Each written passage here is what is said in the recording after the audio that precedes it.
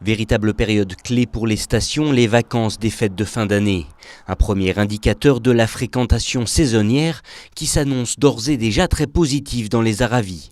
Commerçants, hôteliers et restaurateurs font le plein, et ce depuis la veille de Noël déjà. Psychologiquement, c'est bien de démarrer comme ça un peu à fond, je dirais. Au niveau du chiffre d'affaires, c'est important de démarrer avec des bonnes bases, d'être en léger plus. Ça, c'est tout le temps bon parce qu'on a l'habitude de dire on a fait aussi bien que l'année dernière, tant mieux. Là, non, on a un léger plus et je pense que c'est dans l'ensemble des commerces comme ça.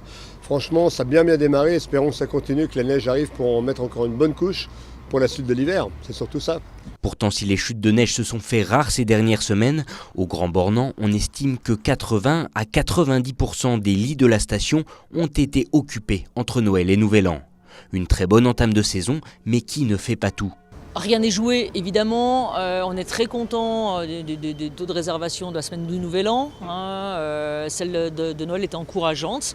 Elle est un petit peu supérieure à celle de l'an dernier, mais qui n'était pas une saison de référence, il faut le dire, au niveau de la semaine de Noël. Les chutes de neige à venir sont bien évidemment déterminantes pour la suite de l'hiver. On sait que les vacances de février, dites vacances d'hiver, sont extrêmement bien remplies. Et on sent nettement qu'effectivement, alors notre marge de manœuvre pour nous, elle est sur la clientèle internationale, notamment sur les périodes de janvier, et on l'a déjà senti là sur les vacances de Noël Nouvel An.